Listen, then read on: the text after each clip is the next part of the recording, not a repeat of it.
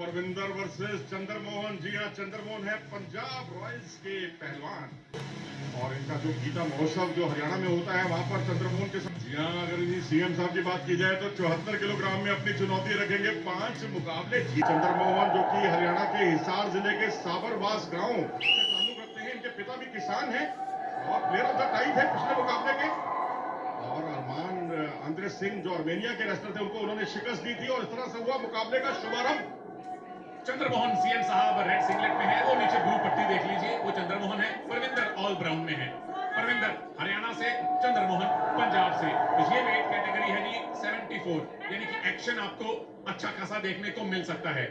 ईशा देओल पंजाब दीती पंजाब को सपोर्ट करने स्टेडियम में बैठी हुई है और हमारे इर्द गिर्द बैठी हुई दो मोहतरमाएं हरियाणा को सपोर्ट कर रही हैं कमेंट्री बॉक्स में। तो एक अच्छी जद्दोजहद देखने को मिल सकती है। अब देखना यही होगा कि चूरमा और लड्डू की पार्टी होगी या बाजरे।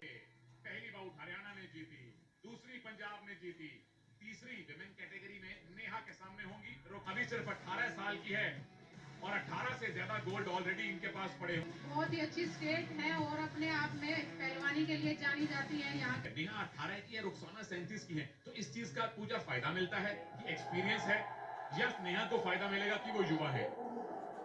बिल्कुल, देखिए एज से एक्सपीरियंस बढ़ता है आपका और निसंदेह एक्सपीरियंस उनके पास ज्यादा है। बट हमारे पास युवा बहुत टैलेंटेड नेहा है जो अपने आप में बहुत टैलेंटेड है और इससे पहले बहुत बड़ी बाउट अपने से बड़ी पहलवान को हरा चुकी है ये काफी बार।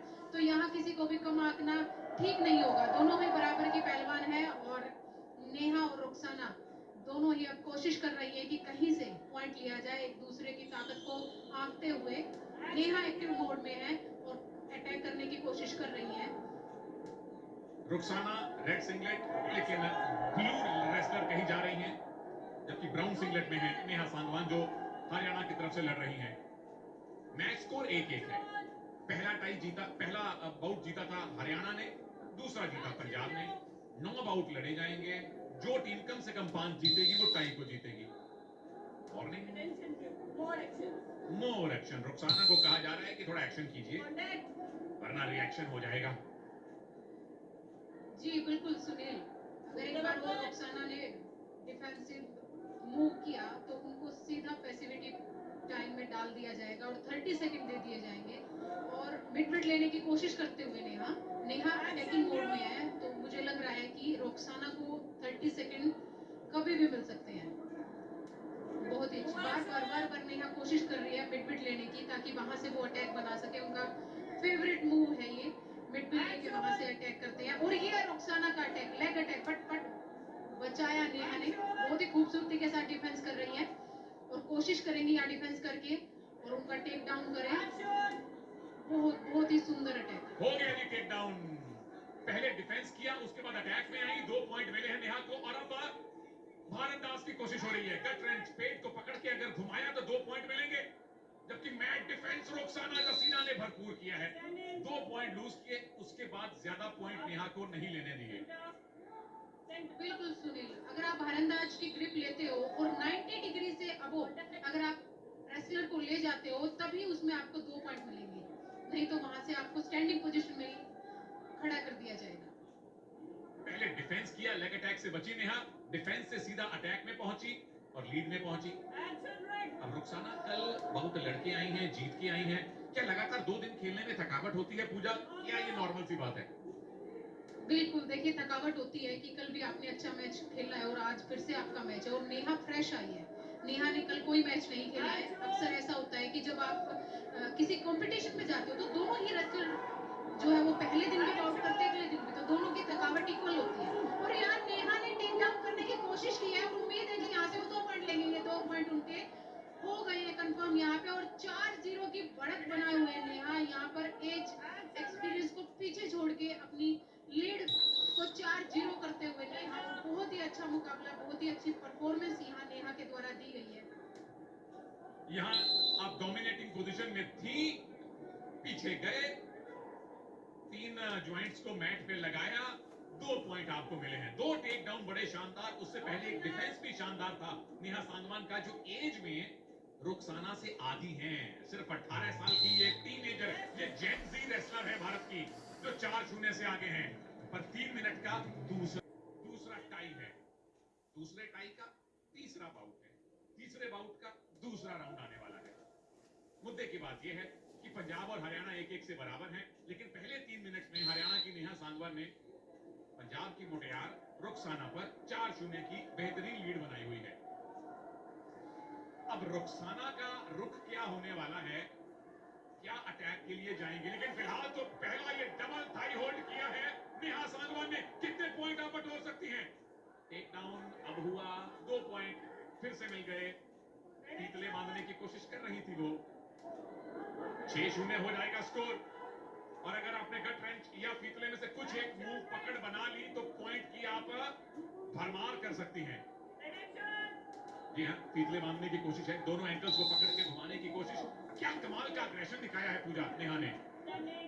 बिल्कुल बिल्कुल सुनील, बहुत ही अच्छी बाउट है। और आप ये देखिए कि भारत की कुश्ती, महिला कुश्ती में एक बड़ा बदलाव देखने को मिल रहा है कि अब जूनियर लेवल पे जो हमारी महिला पहलवान है वो इतना बढ़िया परफॉर्म कर रही है कि वो ओलंपिक मेडलिस्ट, वर्ल्ड मेडलिस्ट सबको पटकनी दे रही है। तो भारत का भविष्य जो कुश्ती में वो बहुत उज्जवल है। हमारी जूनियर पहलवान आने वाले समय के ओलंपिक और वर्ल्ड मेडलिस्ट हमें यहीं से दिखाई दे रही है। और यहाँ पर रुखसाना ने अटैक किया और डिफेंस करके नेहा फिर से टेक डाउन करके 2 पॉइंट लेने के फिराक में, और यहाँ हो गया है 2 पॉइंट और यहाँ पर नेहा को मिलेंगे। और यही इसके बाद भी नेहा डेंजर करने की कोशिश करते हुए भारंदाज की ग्रिप ली है नेहा ने, और लगातार कोशिश कर रही है कि यहाँ से अपनी लीड को बढ़ाया जाए। भाई कमाल की बाउट लड़ रही है नेहा। 4 शानदार टेक डाउन आपने दिखाए हैं। बार बार कोशिश कर रही थी वो फीतले की या भारंदाज की ग्रिप मिले और टेक्निकल सुपीरियोरिटी के 15 पॉइंट बना के इसे खत्म किया जाए। और फिलहाल तो जसीना का पसीना नेहा ने निकलवाया हुआ है जी। चलिए 20 सेकंड बाकी हैं, फिर पावर मिनट की शुरुआत होगी और वहां मिला हर पॉइंट डबल होगा। अब उसमें नेहा का फायदा ये भी हो सकता है कि आप टेक्निकल सुपीरियोरिटी बना के मैच को खत्म कर सकती हैं। रुखसाना एक अच्छा मूव लगा के वापसी भी कर सकती है। और पावर मिनट शुरू होता है।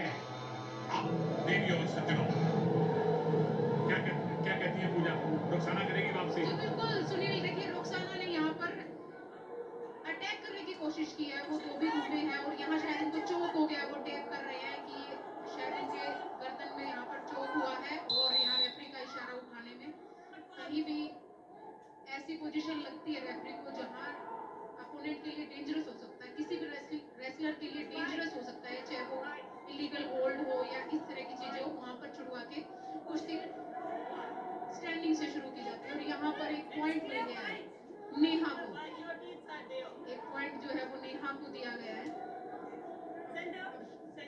शायद नहीं दिया गया है, रेफरी की तरफ से इशारा किया गया था बट वो मैच चेयरमैन की तरफ से कंफर्म नहीं किया गया है।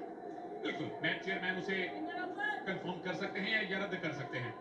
तो रुखसाना ने अभी भी खाता खोलना है, आधा मिनट बाकी है। रुखसाना ने अगर एक भी 4 पॉइंट का मूव लगा दिया तो स्कोर बराबर हो जाएगा और लास्ट पॉइंट स्कोर के रूल से वो अभी भी जीत सकती हैं। ये पावर मिनट की सबसे बड़ी खासियत है। बिल्कुल सुनिए, ये जो पावर मिनट का रूल है ये रेसलिंग को ज्यादा रोमांचक बनाता है यहाँ पर। और अभी भी मुझे लग नहीं रहा है कि नेहा कहीं भी रुखसाना को जगह देगी कि वो इस तरह का कोई 4 पॉइंट का मूव लगाए और कुश्ती उसके हाथ से चली जाए, क्योंकि अब पूरा नेहा डिफेंस पे चली गई है, क्योंकि समय बहुत कम है और यहाँ पर समय समाप्त होता है। और इसी के साथ नेहा ने ये बाउट एक तरफा जीत ली है, बहुत बड़े मार्जिन से 8-0 से ही जहाँ नेहा की जीत होती है। और इस जीत के साथ हरियाणा इस टाई में 2-1 की लीड बना चुका है। पहली और तीसरी बाउट हरियाणा के पक्ष में रही है। मुबारक नेहा सांगवान, आपने रुखसाना जो एक्सपीरियंस में आपसे डबल हैं, उम्र में डबल से भी